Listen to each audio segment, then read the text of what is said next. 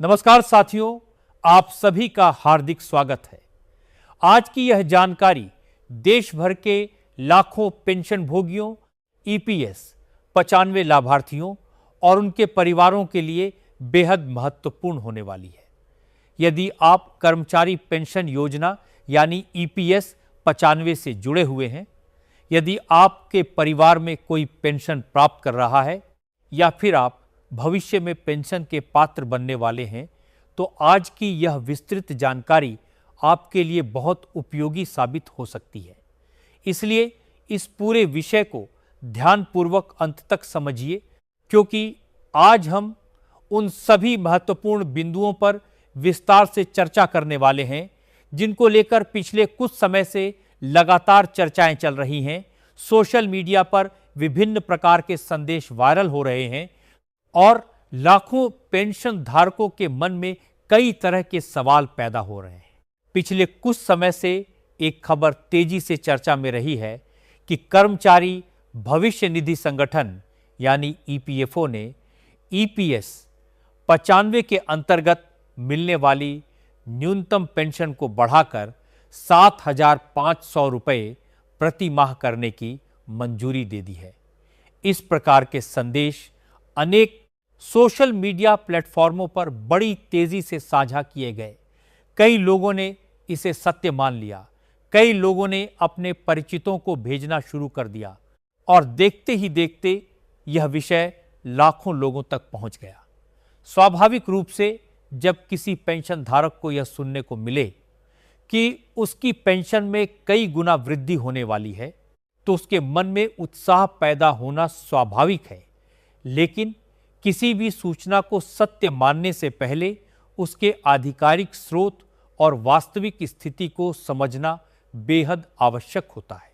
यहीं पर सबसे महत्वपूर्ण तथ्य सामने आता है।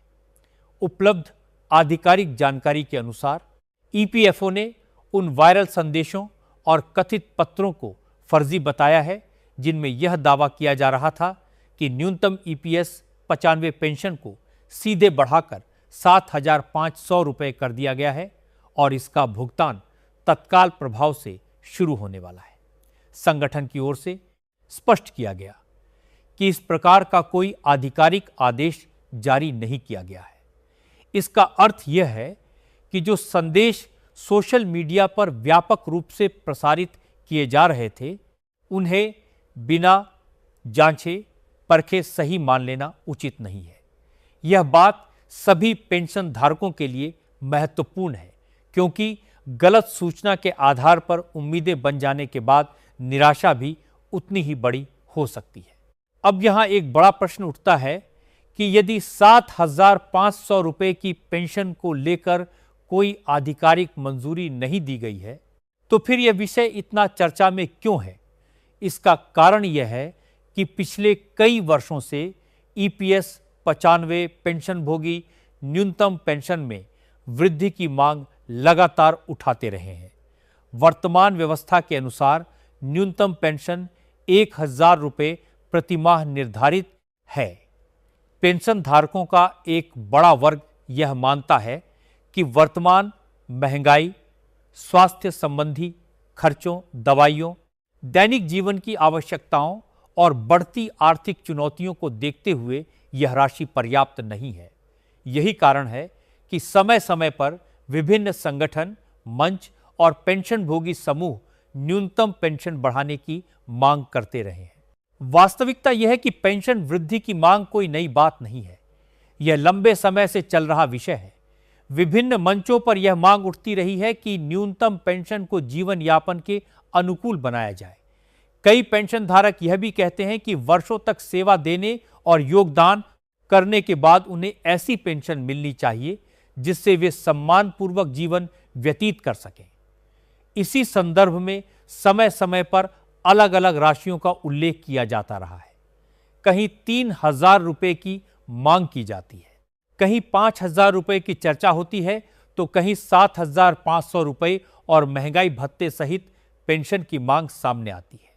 लेकिन किसी मांग का उठना और उसके आधिकारिक रूप से लागू हो जाना दोनों अलग अलग बातें हैं। इसलिए जब तक कोई आधिकारिक अधिसूचना जारी न हो जाए, तब तक किसी भी राशि को अंतिम निर्णय मान लेना उचित नहीं होगा। यह भी समझना जरूरी है कि ईपीएस 95 योजना वास्तव में किस प्रकार काम करती है। कर्मचारी पेंशन योजना का उद्देश्य संगठित क्षेत्र के कर्मचारियों को सेवानिवृत्ति के बाद वित्तीय सुरक्षा प्रदान करना है। इस योजना के अंतर्गत पात्र कर्मचारी अपने कार्यकाल के दौरान अंशदान करते हैं और निर्धारित नियमों के अनुसार उन्हें भविष्य में पेंशन का लाभ मिलता है। सामान्य रूप से पेंशन प्राप्त करने के लिए न्यूनतम सेवा अवधि और अन्य शर्तों का पालन आवश्यक होता है।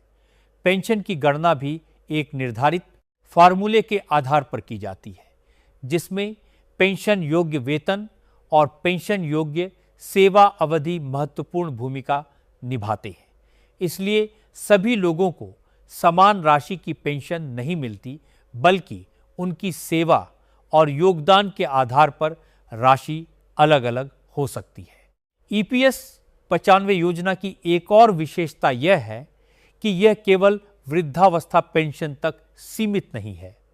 इसके अंतर्गत विधवा पेंशन, बाल पेंशन तथा कुछ अन्य सामाजिक सुरक्षा लाभ भी उपलब्ध कराए जाते हैं।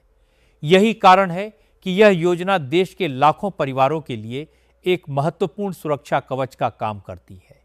हालांकि समय के साथ आर्थिक परिस्थितियां बदलती रहती हैं और इसी कारण पेंशन राशि को लेकर चर्चाएं भी लगातार चलती रहती हैं। अब बात करते हैं उन संकेतों की जिनके कारण पेंशन वृद्धि को लेकर उम्मीदें बनी हुई हैं। विभिन्न रिपोर्टों और चर्चाओं में समय समय पर यह जानकारी सामने आती रही है कि न्यूनतम पेंशन बढ़ाने के विभिन्न प्रस्तावों पर विचार किया जा सकता है। डीए-मन, हालांकि किसी प्रस्ताव पर विचार होना और उसका अंतिम रूप से स्वीकृत होना दो अलग अलग चरण हैं। इसीलिए जब तक आधिकारिक घोषणा न हो जाए, तब तक किसी भी प्रस्ताव को लागू मान लेना उचित नहीं होगा। फिर भी यह सत्य है कि पेंशन धारकों की मांगों और उनकी आर्थिक चुनौतियों पर समय समय पर चर्चा होती रही है और यही कारण है कि यह विषय लगातार सार्वजनिक विमर्श का हिस्सा बना होगा।